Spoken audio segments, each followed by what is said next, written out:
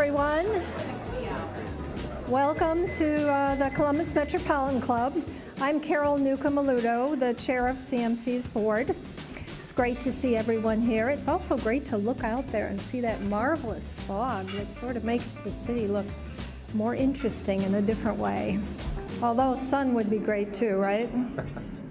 Today's forum, Ohio's Budget, Follow the Money, is presented in partnership with the Center for Community Solutions and the Buckeye Institute, each represented here by many friends. Won't you please help me thank them?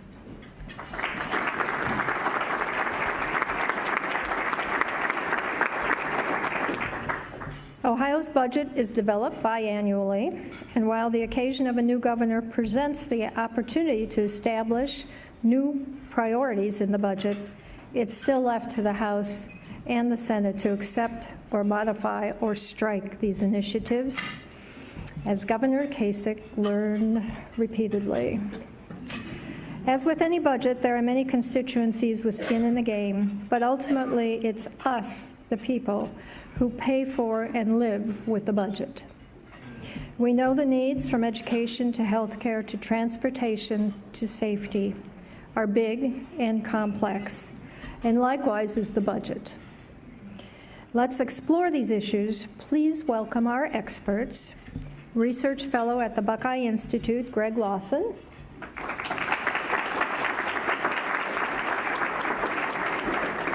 Executive Director of the Children's Defense Fund Ohio, Tracy Nájera.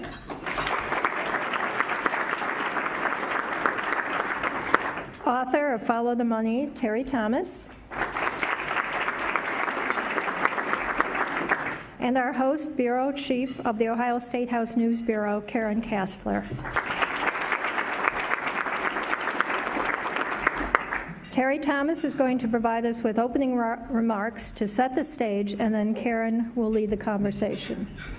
Terry, the podium is yours. Thank you, Carol, and greetings, everyone, this afternoon. What a wonderful backdrop we have there with the fog. It's kind of mysterious today, but it is always a good day in Columbus, Ohio. The phrase "follow the money," which is the title for our program and also the title of our book, copies conveniently there for your purchase, I see on the front table.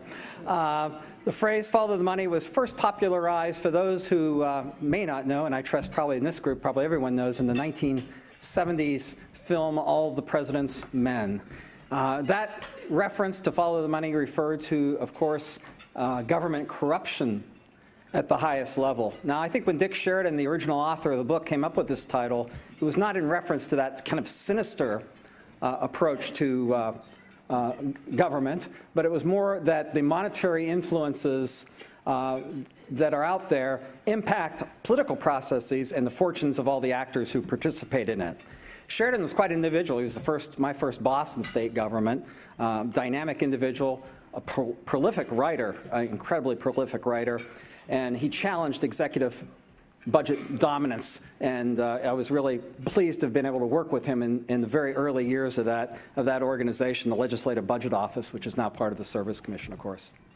Now, government budgets and business budgets, they're two things that are actually quite different in scope. Government budgets are expressions of public policy, and I would argue, others may differ, but that they're more important in many ways than business-type budgets, because they're not determined by the marketplace.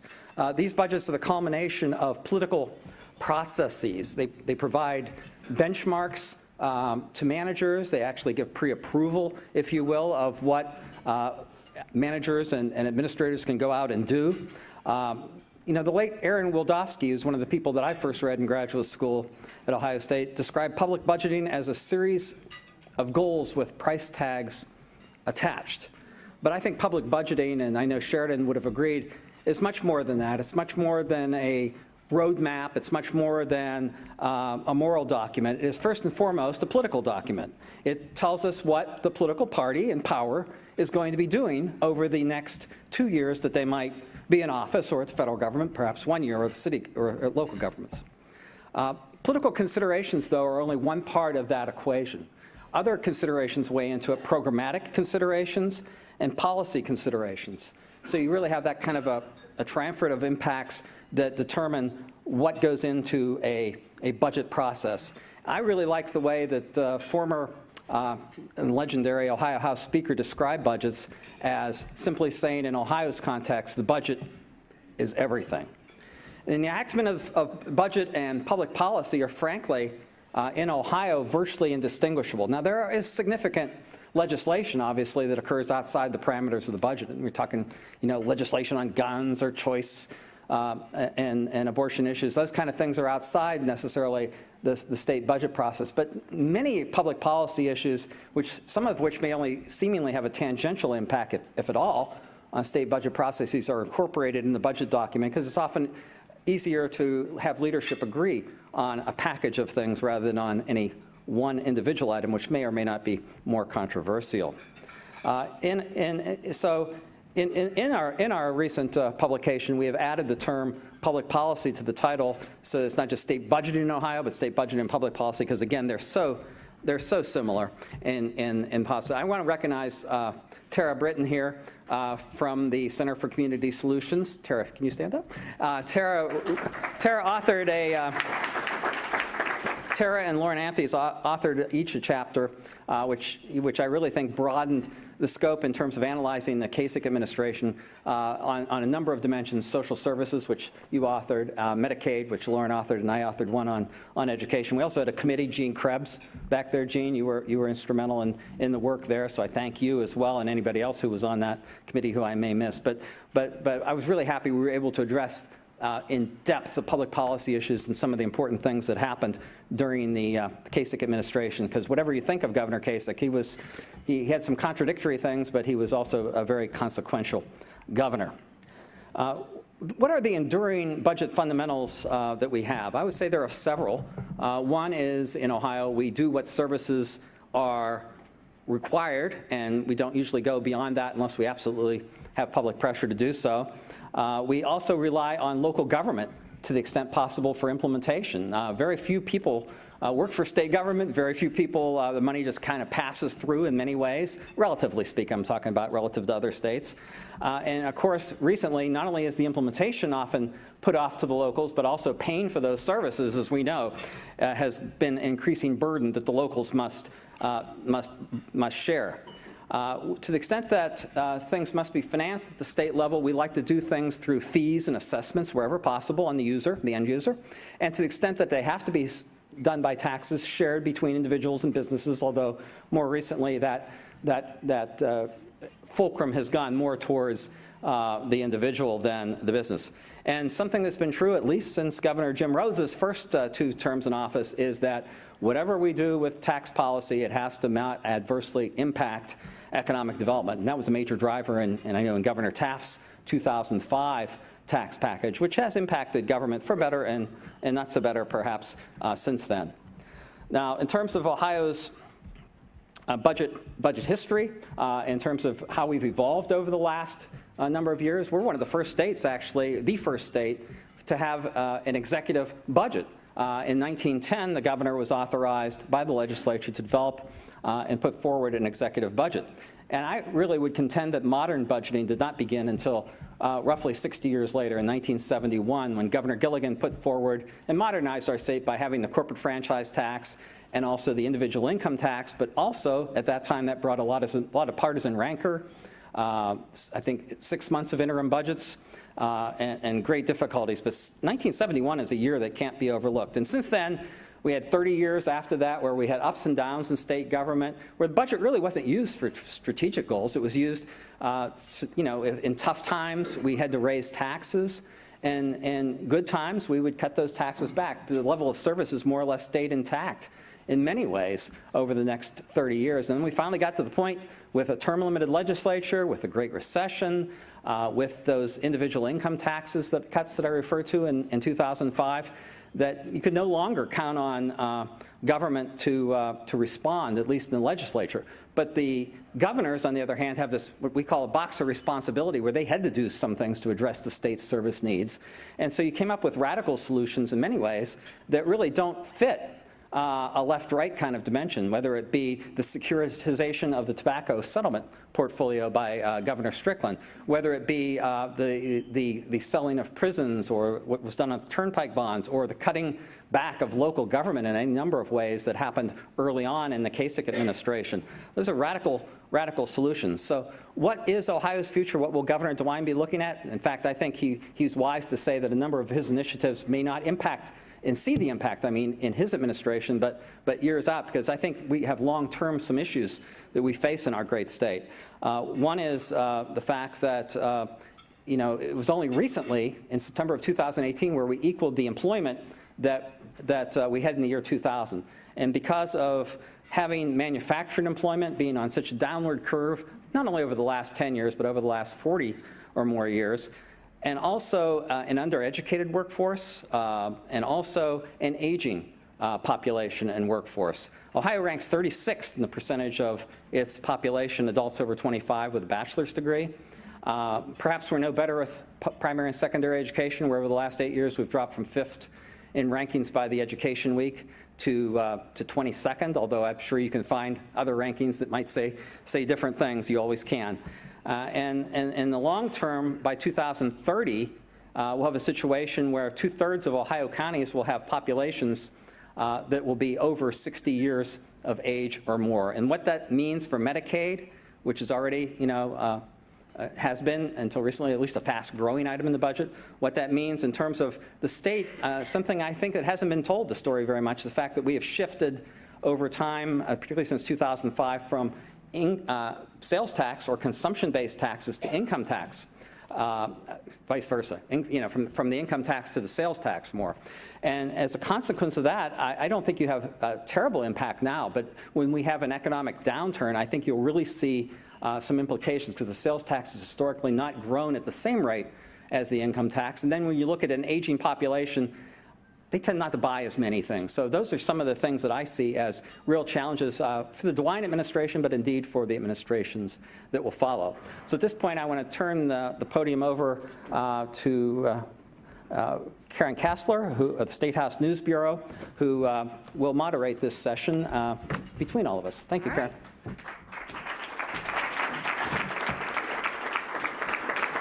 Well, while Terry is getting seated, I'll just throw a couple numbers at you, since we're talking about numbers here. $133 billion was the size of the last two-year budget. $2,691,554,191. That's the size of the budget stabilization or rainy day fund as of right now. There are 618,611 people on Medicaid expansion as of December. And there are 36 days until the budget has to be introduced, 143 days until it has to be signed, and most importantly, 49 days until Indians opening day. So let's talk a little bit. I want to throw the first question out to the panel here. This is a unique time in that we're coming out of an 8-year term, 2-year terms of Governor Kasich. We have Governor DeWine with a lot of initiatives that he's talked about, his priorities and creating high-paying jobs, fighting the opioid epidemic, keeping Medicaid expansion with some changes, prioritizing early childhood development and education. These are expensive things. This is a transition budget, so to speak. So what do you expect to see in this budget document that comes out? And go ahead and jump right in there. I, for one, wouldn't want, or I would expect not to see too many aggressive initiatives right out of the gate, just because it is the first budget. So when you think about it, Governor DeWine was elected in November. He was sworn in January. He started naming all his cabinet directors and really getting his team in place. That doesn't give you a very much time between that point and March 15th to get your budget together and everything you want. So I think that, he's going to pick out, at least this is what I've seen other governors do, and I'm sure Terry and Gary have seen the same thing. They're marquee items that they want to include and really be aggressive on those. But honestly, this is, I think, a time where they're trying to figure out what is the state of, the economy, the revenues. What do we have to work with? I think, I think that's definitely true. I think the governor was pretty clear in the campaign that children represents a key focus for him. And I think that most of what he is going to do is going to be focused in one way or another with helping children. I think that you're going to see a lot. He's made it pretty clear he wants more pre-K accessibility and good quality pre-K for children. I think you're going to see some work on foster care. That's a particular issue I know that's very important. It's always important, but it's gotten even more important in Ohio because of the opioid crisis. We have a lot of, unfortunately, parents that aren't able to discharge their responsibilities, and the children haven't been put into this system. I think you're going to see some work in there. So I think he's going to do a budget that focuses on that. And I would say that, you know, we're ahead right now. We have more revenues coming in. I think we were like $600 million or so ahead at the end of the last fiscal year, and we're close to $200 million ahead as of right now in the current fiscal year. I think you're going to see a lot of that money being spent. I should point out, too, we know there's going to be a new school funding formula, which is a whole set of issues in and of itself. We've had a history of, is it constitutional, is it not constitutional? There was litigation on that question. Some people, there's people with good intent on both sides of that. And I think you're going to see, but if there's a new funding formula, it's difficult to envision that that will be less funding than is currently in the system. And I'll also point out we're starting at a hole in Ohio. The CHIP program, which is a children's health insurance program that the feds spend a lot of money on. The feds reauthorized it last year, reduced the federal matching rate, which means that the state portion of the CHIP program has to increase by approximately $200 million. And that's just to have the same level of service we have right now. That's not anything additional. So, you know, we've got all of that. So I think he's going to be conservative on a lot of budget areas and look for ways to stretch dollars. But I do think you're going to see some significant investments of some of the surplus that we have right now going into children's programs across a fairly wide swath of policy areas. And I honestly could not agree more. And I think it's very telling that the first cabinet appointee that Governor DeWine made was with Leanne Cornyn, the Director of Children's Initiatives. And I think we should also add evidence-based home visiting to that list. So, right. Absolutely. I don't have a crystal ball, obviously, as to what Governor DeWine might put forward on March 15th. And Tracy knows from where she speaks as a former OBM senior analyst in terms of a new administration working through some of those difficulties. But I do think it would be incumbent upon Governor DeWine to try to put forward most of the priorities that he intends for the first 4 years, or maybe his whole term, as soon as possible. I have found that one of the very few areas where I disagreed with the original author of Follow the Money, Dick Sheridan, was that Dick often thought the second budget of an administration was the most important, because that is the budget that sets the stage for re-election, and most people only care about that kind of dimension, of course. That's understandable. But I really think that most public policy issues, as I've looked at administration after administration that get done successfully, are done right off the bat, and that fulcrum of executive dominance versus legislative dominance tends to go down. I mean, you know, things that happened in terms of overriding Governor Kasich's vetoes in 2008, 17, and 18 would have never happened in the first budget is one example of that. So, you know, from a personal note, when I worked at the Ohio Association of Community Colleges, I think I got more done in Governor Taft's first budget than any other, and I probably worked less hard on that because I was able to successfully, you know, for whatever reason, get some of those initiatives into the budget, and they just kind of sailed. So, you know, little work, but it worked. It paid off well, and I think so. I really think that executive versus legislative powers are really often a function, not exclusively, but often a function of where you are in the term of office. Honeymoon period. So don't they call wait, it. is what you're saying. What was that? The honeymoon period. New governors, especially when they're of the same party as the General Assembly, they kind of get a little bit of a break, I think, and I think you saw that with Governor Kasich, and I think that you will see some of that likely with Governor DeWine, too, as well, because typically they want to kind of feel each other out. I think the governor's feeling the legislature out, the legislature's feeling the governor out.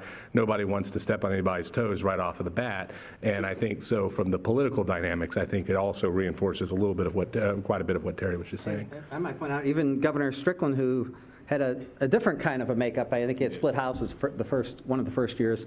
I think he only had one negative vote on his first budget, and perhaps it was too much kumbaya at that time, because that might mean that, you know, not a whole lot was changed or evolved as maybe he could have grabbed for in terms of the executive. And he came from a congressional background, so maybe that kind of shared focus was there. But I really am a strong believer you got to go for the gusto right off the bat. Well, and lawmakers have said that they anticipate a better relationship potentially with Governor DeWine than they had at the end with Governor Kasich, and that speaks to some of the vetoes that you talked about there. But still, when you talk about all these things that he wants to do, it seems impossible to be able to do all of these things. I mean, one thing that DeWine has told me that he wants to do is spend more money on children's services. Ohio is 50th out of 50 states in terms of what the state puts in. So he wants to boost that.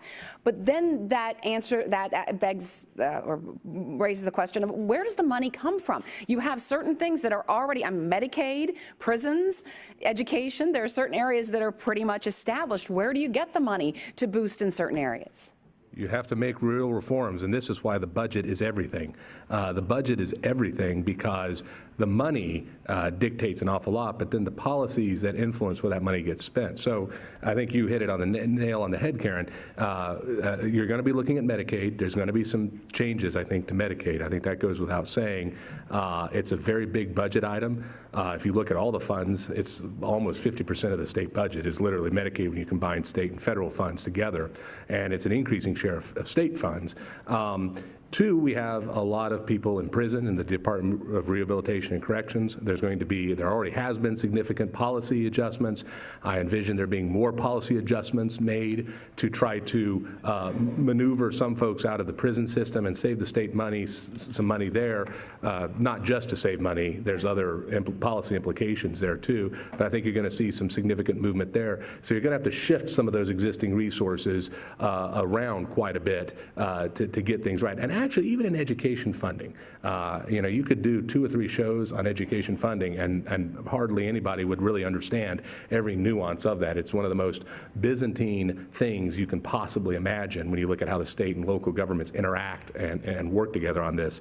But we don't really even have a funding formula right now in Ohio. We have caps and guarantees where some districts that have declining enrollments are getting the same amount of money they got years ago, and you have rapidly increasing enrollments in other districts that aren't getting the money from the state that they're supposed to get according to the funding formula. And that doesn't even include some of the issues regarding how do you fund charter schools adequately, how do you fund and do we have the right mix with some of the scholarship or voucher programs that are in the school choice movement. So I think you're going to have to see a lot of moving around in that funding formula and money that's already in the system and finding other ways to prioritize where that money goes, even within the same system, but shifting it around so that you can reach the objectives that the governor has put forward. Because it's not always about new money, although sometimes it is, there's no doubt, but it's also about how do you prioritize the existing resources we already have. Yeah, and I would also just add that currently we have several legislators that have been chairing an education funding work group for the past year, and their final report isn't out yet. So I'd be very curious, and I would want to see what they've included in that report. They've assembled a group of experts and folks from around the states that are truly, have deep expertise in school funding and in education tax policy. So I think that they probably have a lot to add to that conversation. But then on the other end, part of the budget process is also going back to the agencies and finding out, what programs are working. What programs are getting the best outcomes for Ohioans. And, especially, from my perspective, especially children and families. Just one example of where I think that, there's significant improvements that can be made to improve those outcomes are around, things like youth prison. So currently we're spending around $100 million to incarcerate 500 youth. And our outcomes aren't great. There are better evidence-based programs that have better outcomes for those kids in terms of making sure they don't have high levels of recidivism, returning back to the juvenile justice system that I think that could be implemented, freeing up a lot more money for, other programs like children's services. Probably not education, that's just giant, but we'll see what happens. I don't see a whole lot of appetite for general, revenue increases, and I don't know if the budget stabilization fund, the rainy day fund, will be tapped or not, but I kind of not so sure that it'll be tapped either. And it's going to be very difficult to come up, particularly with primary and secondary education's needs. I think maybe one of the things, and he's a really solid legislator, Bob Cupp, has come up with is, a three-prong approach to early childhood education, wraparound services, positive behavioral intervention. And, I could see addressing some of those issues, but doing the formula, the wholesale change, I think we could move, as Greg indicated, some monies around. But the formula we have, I think, is really, regrettably, one of Governor Kasich's less noteworthy public policy areas, because we have literally 80% of our school districts or more, a little bit more than that are either on these artificial guarantees or caps. And if you remove the caps, the wealthier districts benefit. So there's something fundamentally odd about that. And perhaps the most dysfunctional thing about the system is that the base funding for it is not based on anything at all. And Bob Cupp has recognized that as well. It's just a number out there, $6,020, I believe, this year per student. Well, it was once, based on something. Well, yeah, Governor Strickland had the evidence-based formula, and I think that is clearly a way to go, and I think some legislators in both parties think that. But when you propose it, of course, at the time of the Great Recession, when you know there's not going to be any funds available, it's not terribly meaningful to the school districts, other than pointing a direction in which we should turn in the long run. But Governor Strickland even then realized it was something that would take five biennia or so to achieve, and it's something you don't change in a single biennium. And lawmakers haven't had years to think about this problem or anything since no. 1997. No, this is a 50-year issue, 50-year issue. And honestly, the whole gain cap guarantee issue, that has its roots back in Voinovich. I think that was when we first started seeing the guarantees. And honestly, until there's, significant monies being invested in education at the state level, it's, any changes are really just philosophical. Well, one of the things that's interesting, though, and the education is such a hot topic, and it always is, and it always will be. But I can't stress to you how complicated this is. And the issue of Ohio and local control and what local boards want to have is part of what drives some of this as well. We talk about the state.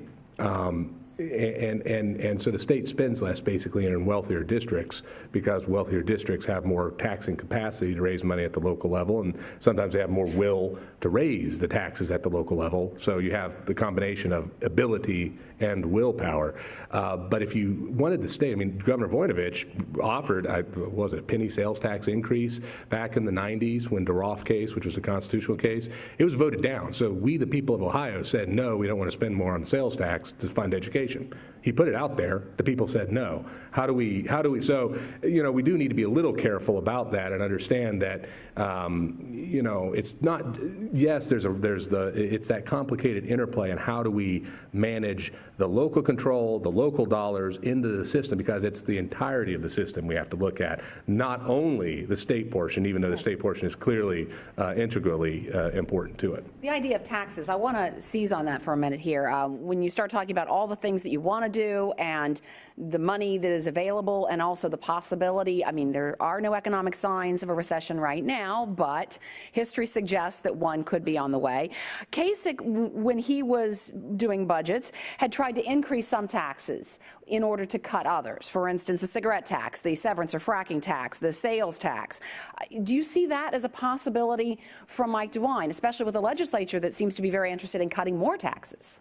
I would say that I don't see anything nearly as big coming from Governor DeWine as what we saw with Governor Kasich. Kasich ran on potentially even eliminating the income tax, and he tried to pay that down with, as you mentioned, a number of the other taxes.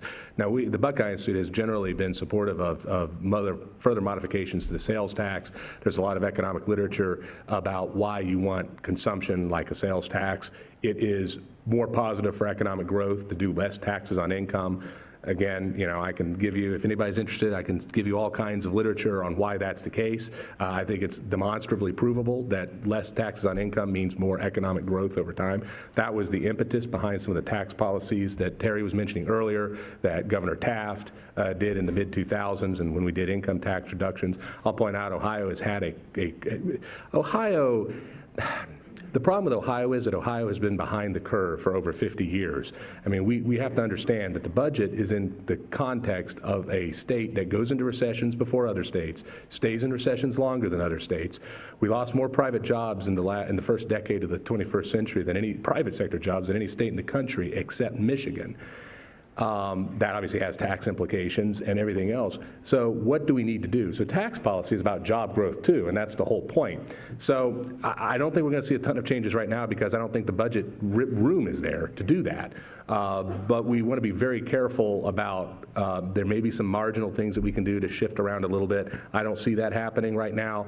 Would that be good for Ohio? Probably, but we'll have to have that conversation probably several budgets later. I just don't see taxes being changed a ton. Again, maybe on the margin, but I just don't know how you're going to do that with some of the spending that we hear might be coming online. I don't either, and Greg referenced Ohio being behind the curve.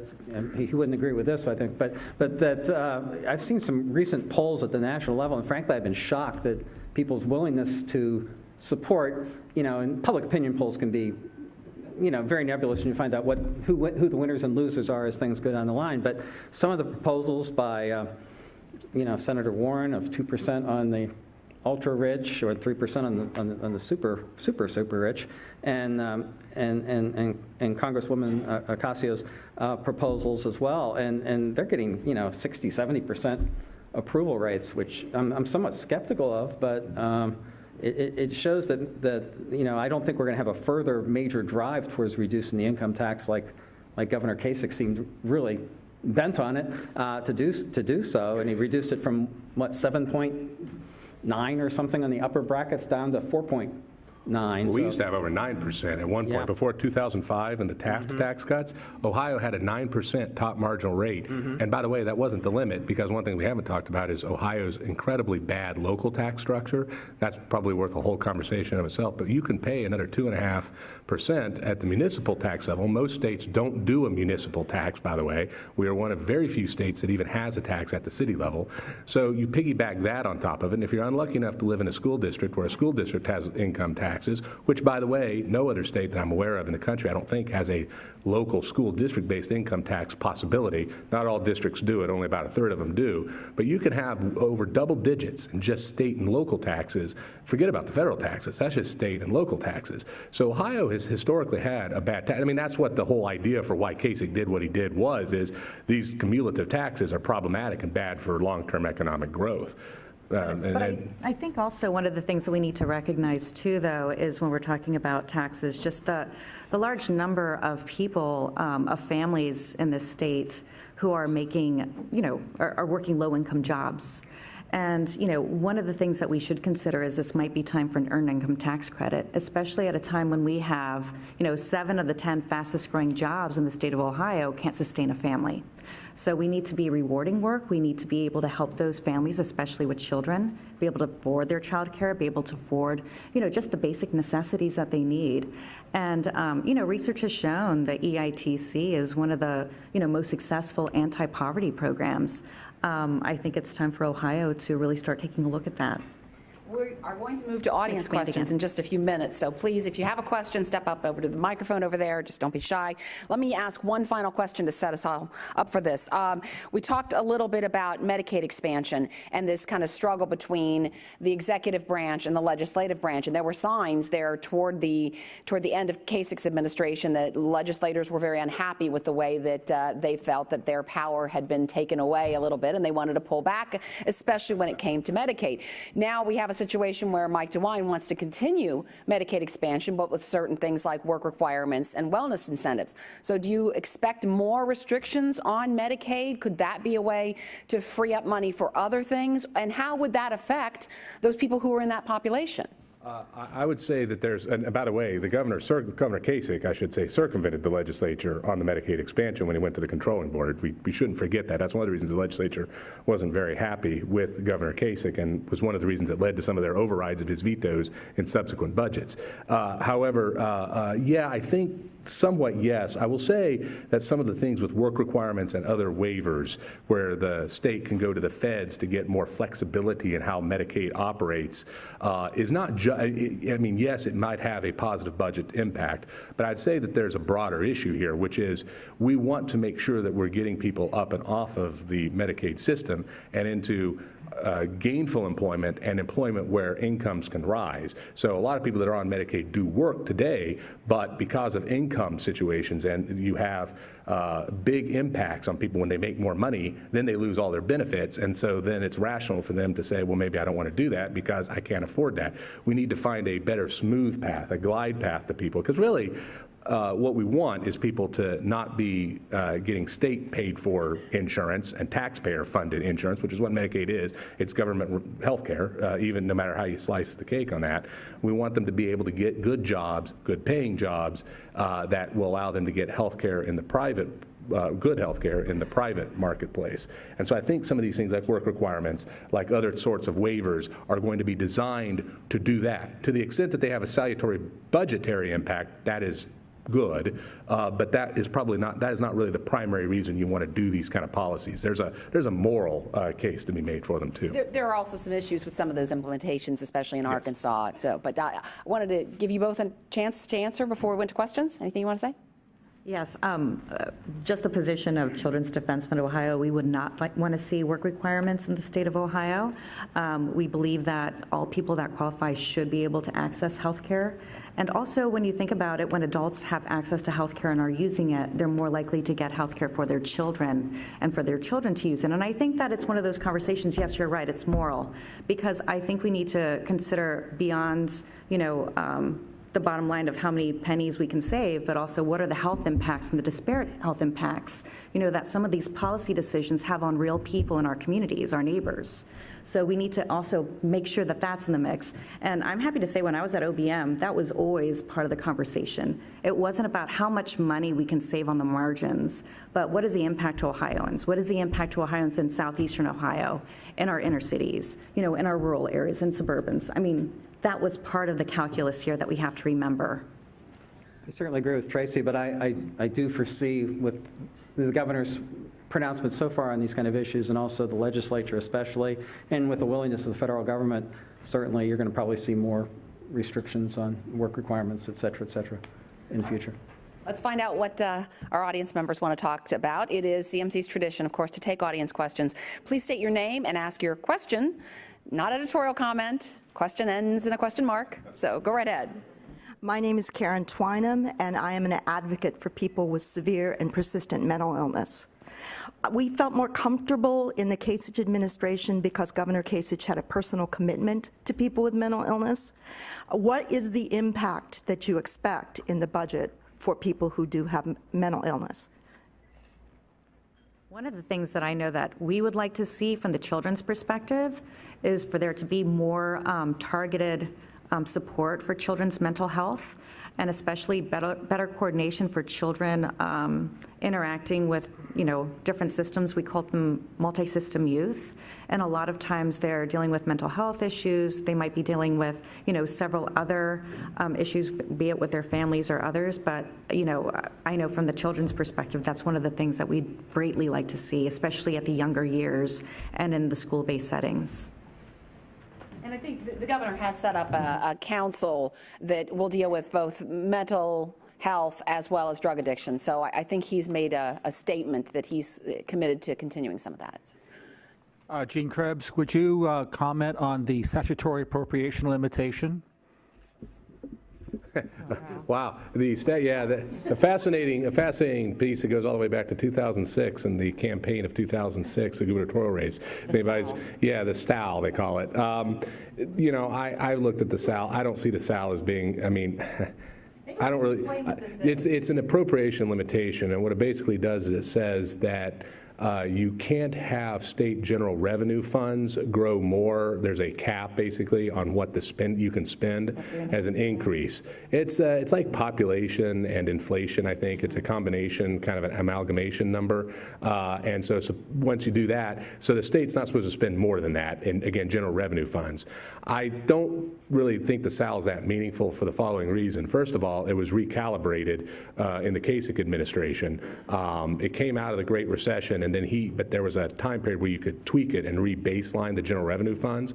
And Ted Strickland took a whole bunch of stuff off of general revenue funds during the Great Recession, and the governor, Kasich, pulled a whole bunch of stuff back on and then used that to re-baseline the general revenue fund. So he increased what the SAL could be earlier on in his administration and set a higher cap, basically, by doing that. And the other reason is, if you want to take something off of general revenue funds and make it user fee based or other special dedicated purpose funding, for example, $3 billion of Medicaid funding no longer comes out of general revenue funds. So if you look at the GRF budget for Medicaid, you'd say, oh my God, we spent $3 billion less on Medicaid. That's really good. Well, no, that's not true. You're still spending more on Medicaid. It's because there's a federal pass-through that now is a dedicated purpose line item as opposed to a general revenue fund line item. Okay. So all of that is to say you're going to pull money off out of it and put it into these other areas. So no, I think for all those reasons, it's not going to be that overly meaningful. It's very good case. There's a myriad of ways to circumvent it, and also it has no real force. I mean, it's something that the legislature could remove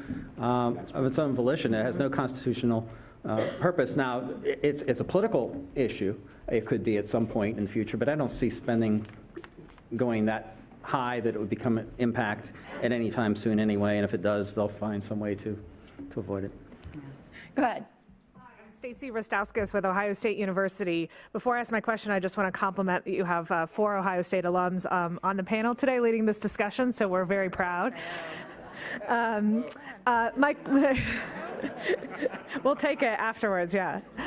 My question, though, and a little bit piggybacking off of the previous conversation, there's a lot of dynamic going on at the federal level with respect to the budget. I'm curious what you think there might be, how that will impact the state, and both dynamic and just specific issues. We've covered Medicaid or talked about Medicaid, but over the last 4 to 6 years, we've seen, again, changes at the federal level having impacts on the state budget. So what do you expect in the DeWine administration? I think the most immediate thing that I'm concerned about is just, that's the SNAP benefits. They were released in, mid to late January for February, and so you have families that are trying to make their February SNAP benefits last 6 weeks rather than 4. And with a potential for another shutdown in the next week and a half, I mean, that could have some serious immediate, issues, especially for a large swath of our population, children and families here. So that's something that I think many of us in the room that are, advocates for children are keeping an eye on. But the long-term issues, I mean, it seems like we're getting to the system or the cycle of instability, with these budget impasses. We had, I'll say one thing where it was a direct one, which I mentioned, I think, earlier, was the CHIP program, and the fact that the change in the matching rate means the state has to put in a great deal more money this year just to keep the baseline. So that's one significant impact right there, although I think that will be resolved. The state, they're going to do that.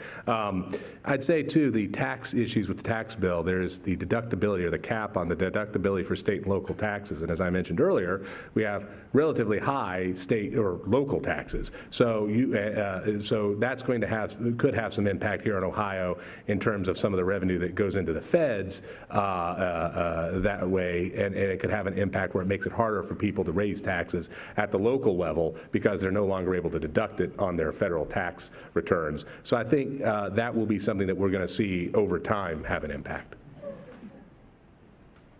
Go ahead. Hi, good afternoon. William Tarter Jr. from the Center for Community Solutions, 2-time Ohio University graduate, so at least we're in the room.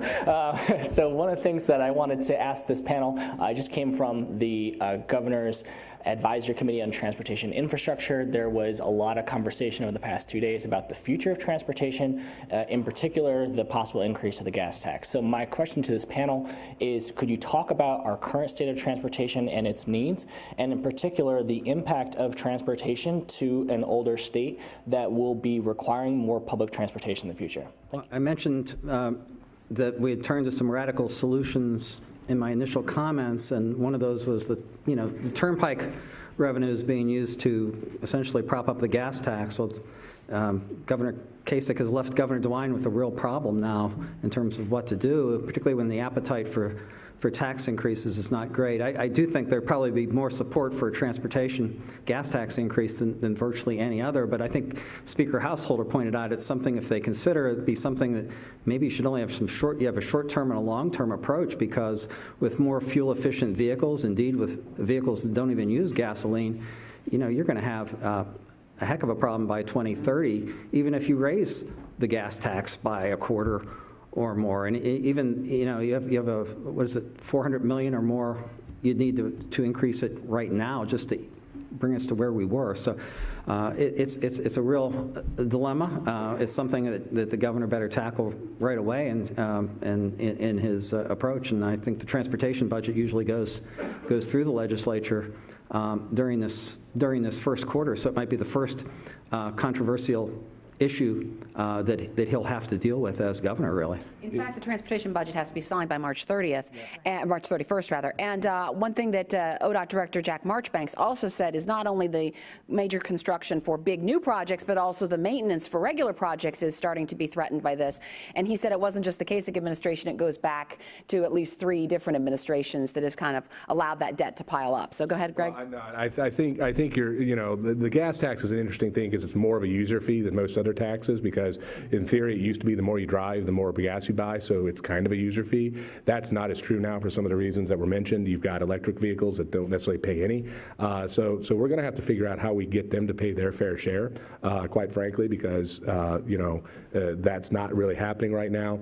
I think there's going to be a real conversation about the transition to a different form of taxation because of all the changes in technology. And I think that eventually we're going to get to the point where we're going to have what they call a vehicle mile travel tax. Now, what that looks like, there's a whole myriad of ways that you could do it. Some are kind of big brother and spooky, like putting a GPS in your car. A lot of people will feel very uncomfortable, and I think rightfully so about that. But there's other ways that you can do it without that. You're not going to see that in this transportation budget all in, but it wouldn't surprise me if you see some pilot programs to start trying to have a conversation about that. Because whatever you do with the gas tax, whether you hike it or not, it is a temporary solution to a long-term systemic challenge for how we fund that infrastructure. One more question. My name's Jack Etheridge, and first of all, I thank you for a very broad-ranging discussion. Here's my question. I know that it's no secret that over the last year or two, we've seen dramatic economic growth in the country, and my question is, how do you see that trending in Ohio, and what impact do you think that will have on the budget as it relates to the amount to spend and the savings that the state will see due to increased employment and GDP growth? That's a really interesting question, but one of the things I think that goes alongside that is how our state is preparing for the 2020 census. Because right now we don't have the statewide committee named, we don't have an appropriations, and as you know or might know, the census is important not only to our federal allocations coming to the state, but also to business, chambers of commerce. Many businesses use this to cite, where they're going to have their new operations. And without a complete or accurate count in Ohio, we're really going to be behind the 8 ball on a lot of things. Also, just general representation. We're on line to lose 1 or 2 congressional seats as a result of it. So unfortunately in Ohio, the census comes right, the year after or a year and a half after our gubernatorial election. So we're kind of late to the game every time preparing for it. So I just implore everyone in this room, get involved in your complete count committees and participate in the census, and encourage your local officials to stand up committees. Sorry, go ahead. Well, I think Ohio is doing well by Ohio standards, but I always like to say that's not necessarily the standards we should be aspiring to. Ohio has, again, never once, in over 50 years, if you look at a 4-year term of a governor, not once in over 50 years has a governor had job growth at the national average, much less above the national average. So even though we're doing well by Ohio standards, we're still below the national average. It fluctuates maybe on a year-by-year basis, but over a 4-year period, rolling basis, that's the case. So Ohio is going to not be as good as the nation as of right now, and that's going to have an impact.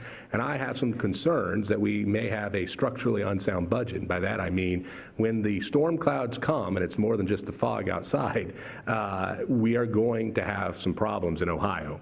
It may not be as bad as the Great Recession was, but we still are. I don't think we've recovered the private sector job peak that we had as far back as 2000 when the tech bubble burst. We just recovered. So we just recovered. So it took over 18 years to recover the net jobs that we had back in March of, I think it was like March of 2000. So that's something that we have to be very careful about. I would urge that we don't be tapping into the budget stabilization fund, and that we are very careful with what we do with any surplus revenue we have today. Yeah, and along with those jobs created, I'd also be cautious just about the quality of the jobs in terms of how much income or the wage growth associated with them. They're not the jobs that we had 20 years ago. Real quickly, even though we've made some progress in Ohio during the Kasich administration on jobs relative to the past, we'd still have, if we were at national averages during the last 8 years, we'd have had 152,000 more jobs in Ohio. And also, if you look at wages, we're at 49,000 average wage now versus the national average of 55,000. It's a $6,000 gap. If you look back to 1970, I don't know offhand what it would have been, but Ohio had been, for years and years, always a leader in wages in the top half. Terry gets the first word and the last word. There you Thank go. you. Carol. I hope you found today's forum enlightening. For more enlightenment, consider purchasing the 4th edition of Follow the Money, available next to our podium. And hopefully you'll feel more optimistic after you get into it even further. Let's thank our partners, the Center for Community Solutions and the Buckeye Institute.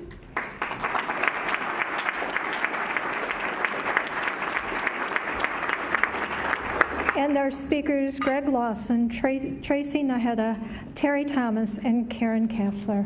Thank you. And thank you all for coming. I hope to see you next week for Afrocentric Education. Thank you.